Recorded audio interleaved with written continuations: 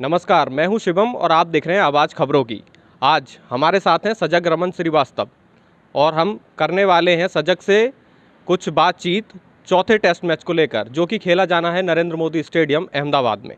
सजग, चौथा test match होना है और चौथे टेस्ट मैच से पहले चर्चा चल रही है पिच की, क्योंकि पिच पर स्पिनरों को काफ़ी मदद मिल रही है और ऐसी पिच जो कि स्पिनरों के लिए विकेटों का भंडारा लेकर बैठी है अपने। देखिए, पिच को लेके फिर वही रहेगा कि कैसी रहेगी पिच। हमने चेन्नई के दूसरे टेस्ट मैच में देखा और कल और पिछली अभी अहमदाबाद का जो पहला टेस्ट मैच हुआ था उसमें स्पिन फैक्टर ऐसा था जिसने इंग्लैंड को बल्लेबाजों को नचा दिया।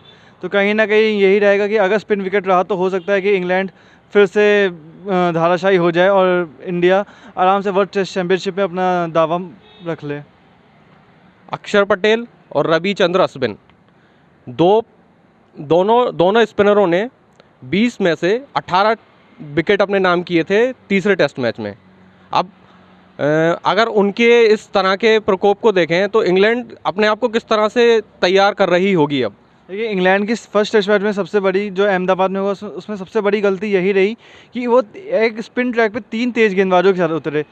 तो हो सक इस बार जो रूट ये गलती नहीं करेंगे और जैक लीच के साथ कोई ना कोई स्पिनर को ज़रूर खिलाएंगे, ताकि एक स्पिनिंग विकेट अगर होता है तो इंग्लैंड को दिक्कत ना हो। क्योंकि हमने देखा जो रूट को इन द एंड बॉलिंग करनी ही पड़ गई थी और उन्होंने 5 विकेट लिए एक स्पिन ट्रैक में। तो कहीं ना कहीं इंग्लैंड ने जो पहले टेस्ट मैच में गलती की थी अहमदाबाद में, वो सेकंड टेस्ट मैच में वहाँ पे नहीं गलती करेंगे।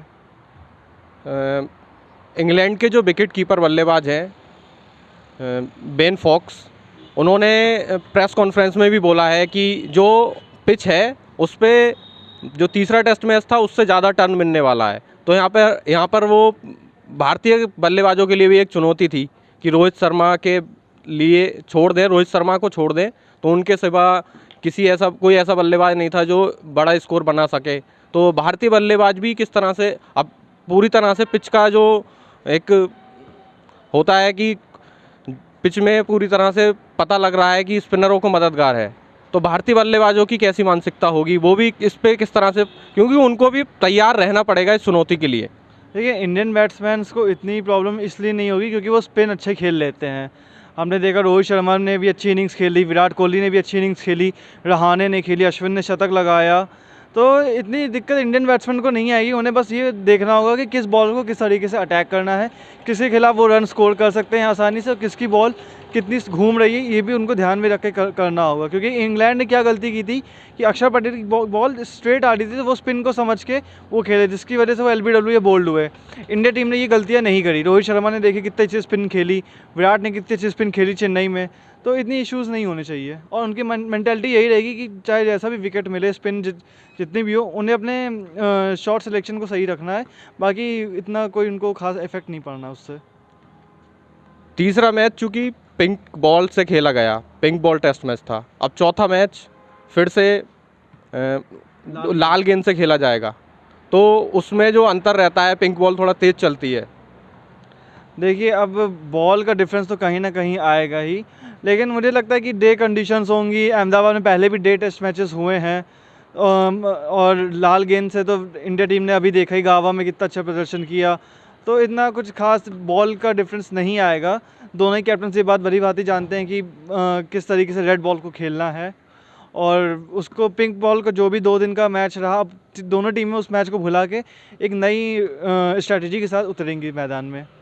तो पिंक टेस्ट मैच के बाद जो मानसिकता पर है वो लाल गेंद से इतना कोई असर नहीं करने वाली है, वो खास इफेक्ट नहीं होना है। टीम्स मेंटली प्रिपेयर्ड हैं, रेड बॉल है और अभ्यास भी उस तरह से ही हुआ है, और अब बस सीधे हिट करना है मैदान पे जाके, राइट बॉलर्स को सही लाइन एंड लेंथ पे और बैट्समैन को सही फुटवर्क के साथ उस बॉल को खेलना होगा। वर्ल्ड टेस्ट चैंपियनशिप होने वाली है इंग्लैंड में, उसका फाइनल मैच खेला जाएगा लॉर्ड्स के मैदान में।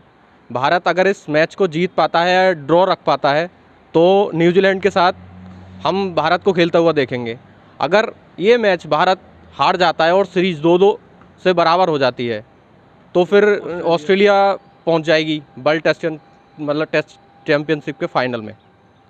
देखिए, इंडिया के पर्सपेक्टिव से तो बहुत बड़ा मैच है। इंग्लैंड के पास तो नथिंग टू लूज़ है क्योंकि वो पहले ही अब इस रेस से बाहर हो गए हैं। अब ऑस्ट्रेलिया और इंडिया दोनों की ही निगाहें रहेंगी कि मतलब खासकर ऑस्ट्रेलिया की निगाहें इंडिया टीम पे रहेंगी कि उनका क्या परफॉर्मेंस रहता है।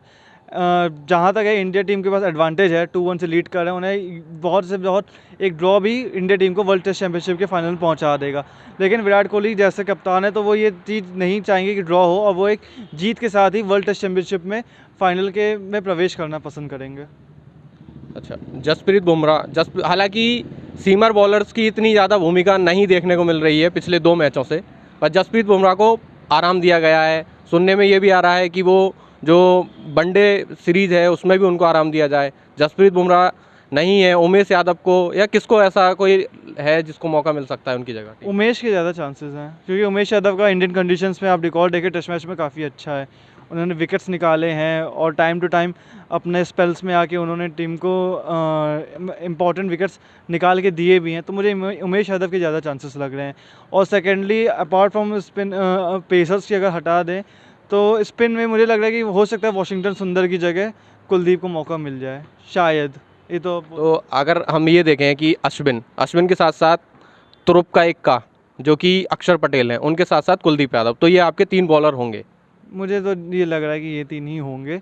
बाकी उमेश को दे सकते हैं क्योंकि उमेश इंजरी के बाद आएंगे, और इंग्लैंड में जैसे वर्ल्ड टेस्ट चैंपियनशिप का फाइनल होना है तो वहाँ पे पेस रहता है विकेट्स में।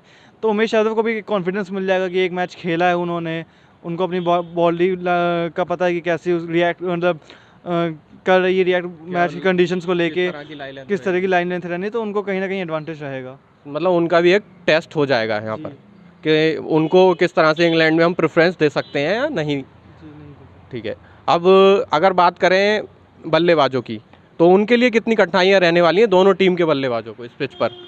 अब देखिए बैटिंग में तो दोनों ही टीमों ने देखा, सभी ने देखा कि दोनों टीम्स के कुछ बल्लेबाज ने किसी फर्स्ट इनिंग में परफॉर्म किया तो किसी ने सेकंड। इंडिया की खासकर इंग्लैंड के लिए तो दोनों ही टेस्ट मैचेस एक तरीके से भुलाने वाले होंगे, जिस तरीके से उनके बैट्समैन स्पिन के सामने बिल्कुल खामोश रहे और कोई उनके पास ऑप्शन नहीं था कि कैसे उन्हें क्या करना है।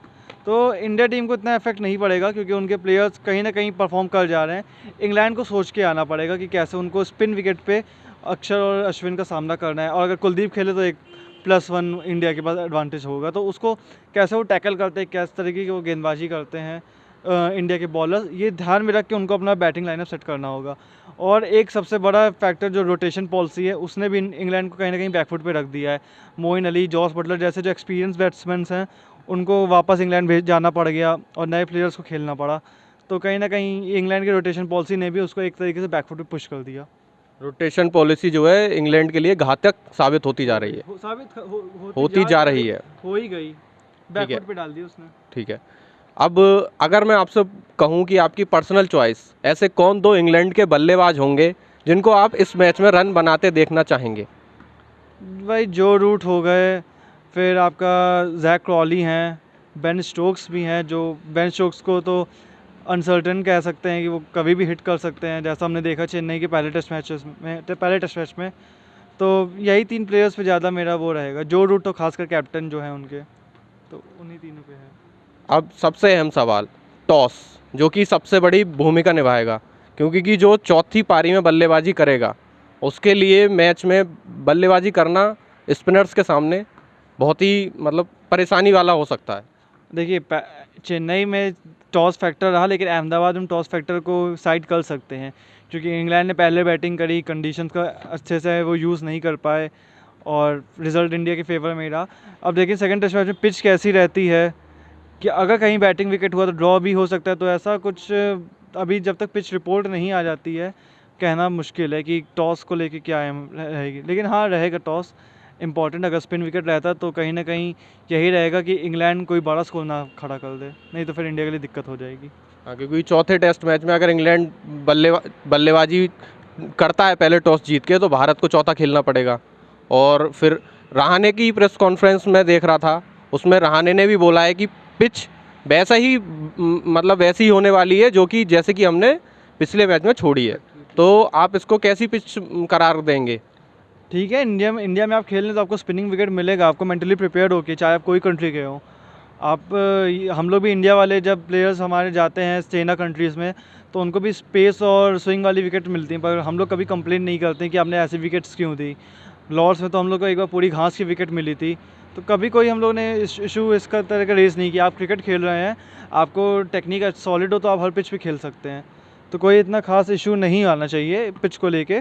आप इंडिया में आएँ, आपको स्पिनिंग विकेट मिल रही है, अगर आपकी टेक्निक अच्छी है तो आप जीतेंगे, बिल्कुल जीतेंगे। अगर आप ख़राब बैटिंग करेंगे तो आपको कोई ये राइट नहीं है कि आप पिच को एक तरीके से स्केपगोट यूज़ करें कि पिच की वजह से हम हारे हैं। अगर इंडिया बाहर जाकर उन हरियाली पिचों पे सामना करता है तेज़ गेंदबाजों का, तो आपको भारत में करना होगा स्पिन का सामना। कोई इशू नहीं। अरे आप सब, हर टीम अपनी होम एडवांटेज लेती है। इंडिया ले रहा है तो उसमें क्या गलत है। हम लोग जब ऑस्ट्रेलिया जाते थे पहले पर्थ में, तो जितना तेज़ विकेट मिलता था, हम लोग ने कभी कंप्लेन नहीं किया कि इतना तेज़ विकेट क्यों दे रहे हो। हमें तो कॉम्पिटिटिव गेम खेलना था, हमने कॉम्पिटिटिव गेम खेला। 2008 में कितना तेज़ विकेट था, तब भी हम वहाँ जीत के आए हैं। तो कहीं हम लोग ने कभी पिच को क्रिटिसाइज़ नहीं किया कि ऐसी पिच क्यों थी। हाँ, अगर अनप्लेएबल पिच हो तो बात समझ में आती है, बट अगर आप चेन्नई में पहला टेस्ट मैच इंग्लैंड जीता, दूसरा टेस्ट मैच जीता, अगर वही स्पिनिंग विकेट पे जीत जाता तो क्या तब भी वो कंप्लेन करते? तब नहीं करते। अगर चीज़ें आपके फेवर में है तो आप कभी कंप्लेन नहीं करेंगे। लेकिन हाँ, अगर चीज़ें आपके फेवर में नहीं जानी तो आप कहीं ना कहीं अपनी जो कमज़ोरियाँ हैं उसको छुपाने के लिए आप अगर किसी पिच को स्केपगोट यूज़ कर रहे हैं तो ये सही नहीं है। क्रिकेट खेलने आए, क्रिकेट खेलें आराम से, प्रॉपर टेक्निक का डिस्प्ले दें, अच्छे से खेलें, आप जीतेंगे। चलिए, तो अगर आप भारत आए हैं तो भारत में आपको स्पिन का सामना करना ही होगा। अब देखते हैं कि किस तरह से ये टेस्ट मैच शुरू होता है, या फिर 2 या 3 दिन में, जैसा कि पहला टेस्ट मैच ख़त्म हुआ था उसी की तरह कहीं ख़त्म हो जाएगा। कहीं दर्शक सोचते रह जाएंगे कि 5 दिन का टेस्ट मैच होता है और 3 दिन में ख़त्म हो जा रहा है। आगे की जानकारी और अपडेट के लिए देखते रहिए आवाज़ खबरों की।